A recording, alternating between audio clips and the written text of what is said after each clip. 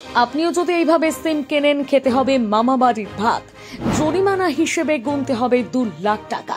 কি শুনে অবাক হচ্ছেন? তাহলে বিষয়টি জেনে নিন ঝটপট। আজকাল প্রায় সকলের হাতে হাতে ঘুরছে স্মার্টফোন। একটা নয়, কারো তো আবার একসাথে 2-3টিও ফোন থাকে। আর যত স্মার্ট যুগ আসছে তত স্মার্ট জালিয়াতি বাড়ছে, যার সম্মুখীন হতে হচ্ছে আমার আপনার মতন সাধারণ মানুষদের। আর অনেকেই জালিয়াতি করার জন্য প্রায় সময় একাধিক সিম কিনে নেন। নতুন নতুন ফোন নাম্বারে ফোন করে নিত্য নতুন ফোন দিয়ে এটিএম মানুষের গলা টিপে ধরাই প্রতারকদের কাজ। এবারে সেই কাজই বন্ধ করবে টেলিকম আইকন। একাধিক সিম কেনা হাড়ে হাড়ে টের পাবে। তথ্য সূত্রে জানা গিয়েছে, এবার টেলিকম সেক্টরে বিরাট পরিবর্তন আনা হয়েছে। চলতি মাসের 26শে জুন থেকেই পরিবর্তন আনা হয়েছে বলে জানা যাচ্ছে। মূলত দেশ জুড়ে টেলিকমিউনিকেশন অ্যাক্ট 2023 চালু করা হয়েছে। সেই অ্যাক্ট অনুযায়ী এখন থেকে ভারতের কোনো নাগরিকই লাইফ টাইমে 9টির বেশি সিম কার্ড তুলতে পারবেন না। তুললেই কপালে শনি। নিয়ম অনুযায়ী 9টির বেশি সিম কার্ড ব্যবহার করলে 50,000 থেকে 2 লক্ষ টাকা পর্যন্ত জরিমানা দিতে হবে। এখানেই শেষ নয়, রয়েছে আরো বড় টুইস্ট।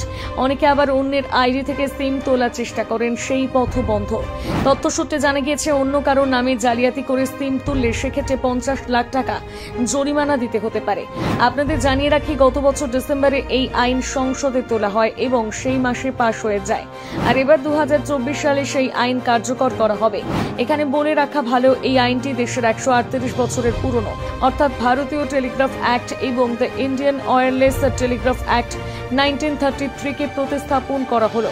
এখানেই শেষ নয়। তথ্য সূত্রে জানা গিয়েছে, এই আইন অনুযায়ী কোনো জরুরি অবস্থায় প্রয়োজনে সরকার টেলিকম সার্ভিস কিংবা নেটওয়ার্কে পর্যন্ত সাময়িক সাসপেন্ড করতে পারেন। এর পাশাপাশি যে কোনো টেলিকম সার্ভিস বা নেটওয়ার্ক এবং ম্যানেজমেন্টকেও নিয়ন্ত্রণ করতে পারবেন। শুধু তাই নয়, স্প্যাম কল এবং মেসেজের ক্ষেত্রে কড়া নজরদারি রাখছেন সরকার। এর ফলে সাধারণ মানুষ জালিয়াতির হাত থেকে বেঁচে যাবে। তথ্য সূত্রে জানা গিয়েছে, সাধারণ মানুষকে মেসেজ পাঠাতে গেলে টেলিকম সংস্থাকে পর্যন্ত সম্মতি নিতে হবে।